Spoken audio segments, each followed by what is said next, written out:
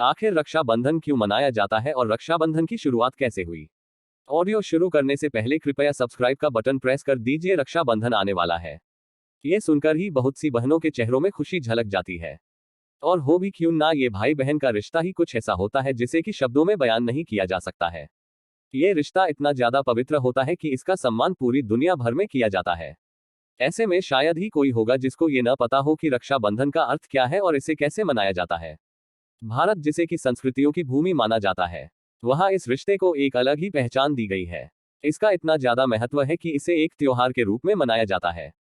जी हाँ दोस्तों, मैं रक्षाबंधन क्यों मनाते हैं की ही बात कर रहा हूँ। इस पर्व रक्षाबंधन को श्रावण माह के पूर्णिमा के दिन मनाया जाता है, जो कि अक्सर अगस्त के महीने में आता है। तो फिर बिना देरी के चलिए शुरू करते हैं। रक्षाबंधन का पर्व दो शब्दों के मिलने से बना हुआ है, रक्षा और बंधन। संस्कृत भाषा के अनुसार इस पर्व का मतलब होता है कि एक ऐसा बंधन जो कि रक्षा प्रदान करता हो। यहाँ पर रक्षा का मतलब रक्षा प्रदान करना होता है और बंधन का मतलब होता है एक गांठ, एक डोर जो कि रक्षा प्रदान करे। ये दोनों शब्द मिलकर एक भाई बहन रिश्ते का प्रतीक होते हैं। यहाँ ये प्रतीक केवल खून के रिश्ते को ही नहीं समझाता, बल्कि ये एक पवित्र रिश्ते को जताता है। ये त्योहार खुशी प्रदान करने वाला होता है, वही ये भाइयों को ये याद दिलाता है कि उन्हें अपने बहनों की हमेशा रक्षा करनी है। रक्षाबंधन भाई बहन का प्रतीक माना जाता है। राखी का त्योहार पूरे भारतवर्ष में और अब तो अमेरिका और पूरे विश्व में काफी हर्ष एवं उल्लास के साथ मनाया जाता है।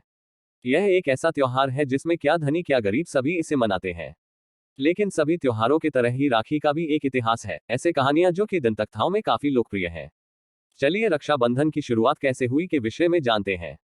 नंबर 1, सम्राट अलेक्जेंडर और सम्राट पुरु। राखी त्योहार की सबसे पुरानी कहानी सन 300 बीसी में हुई थी।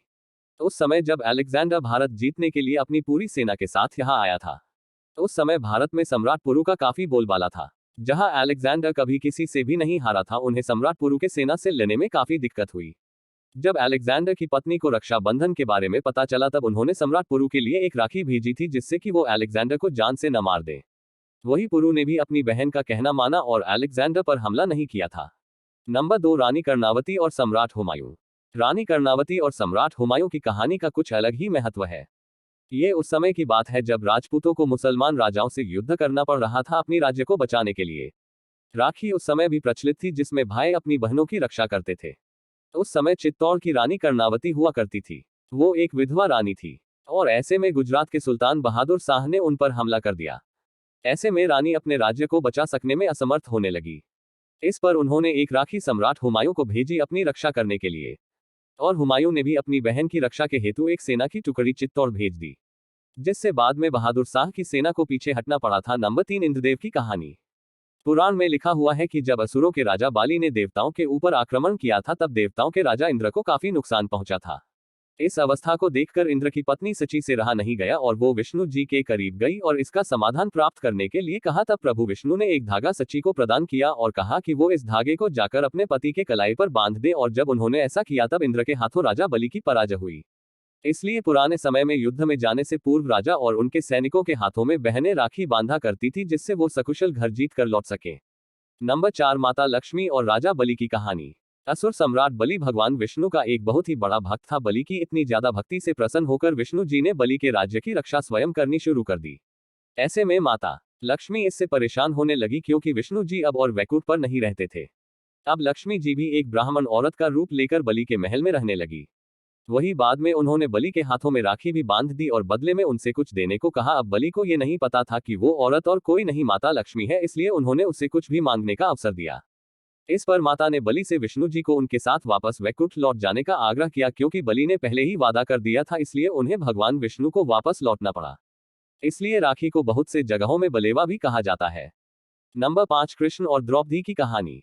लोगों की रक्षा करने के लिए भगवान कृष्ण को दुष्ट राजा शिशुपाल को मारना पड़ा। इस युद्ध के दौरान कृष्ण जी की अंगूठी में गहरी चोट आई थी, जिसे देखकर द्रौपदी ने अपने वस्त्र का उपयोग कर उनकी खून बहने को रोक दिया था। भगवान कृष्ण को द्रौपदी की इस कार्य से काफी प्रसन्नता हुई और उन्होंने उनके साथ एक भाई बहन का रिश्ता निभाया। वहीं उन्होंने उनसे ये भी वादा किया कि समय आने पर वो उनकी जरूर मदद करेंगे।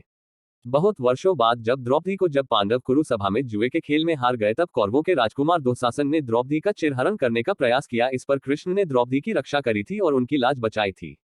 भगवान कृष्ण ने युधिष्ठिर को ये सलाह दी कि महाभारत की लड़ाई में खुद को और अपने सेना को बचाने के लिए उन्हें राखी का जरूर उपयोग करना चाहिए। युद्ध में जाने से पहले इस पर माता कुंती ने अपने नाती के हाथों में राखी बांधी थी, वही द्रौपदी ने कृष्ण के हाथों पर राखी बांधी था। नंबर 6, संतोषी माँ की कहानी।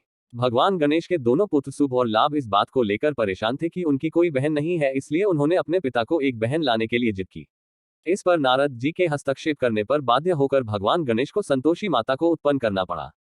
नंबर 7, यम और यमुना की कहानी। एक लोक कथा के अनुसार मृत्यु के देवता यम करीब 12 वर्षों तक अपने बहन यमुना से मिलने नहीं गए। इस पर यमुना जी को काफी दुख हुआ। बाद में गंगा माता के परामर्श पर यम जी ने अपने बहन के पास जाने का निश्चय किया। अपने भाई के आने से यमुना को काफी खुशी प्राप्त हुई और उन्होंने यम भाई का काफी ख्याल रखा। इस पर यम काफी प्रसन्न हो गए और कहा कि यमुना तुम्हें क्या चाहिए। जिस पर उन्होंने कहा कि मुझे आपसे बार बार मिलना है। जिस पर यम ने उनकी इच्छा को पूर्ण भी कर दिया। इससे यमुना हमेशा के लिए अमर हो गई। आशा है आपको रक्षाबंधन के बारे में जुड़ी कहानियों के बारे में पता चल गया होगा। ऑडियो अच्छा लगा तो प्लीज सब्सक्राइब कर दीजिए। Happy festival.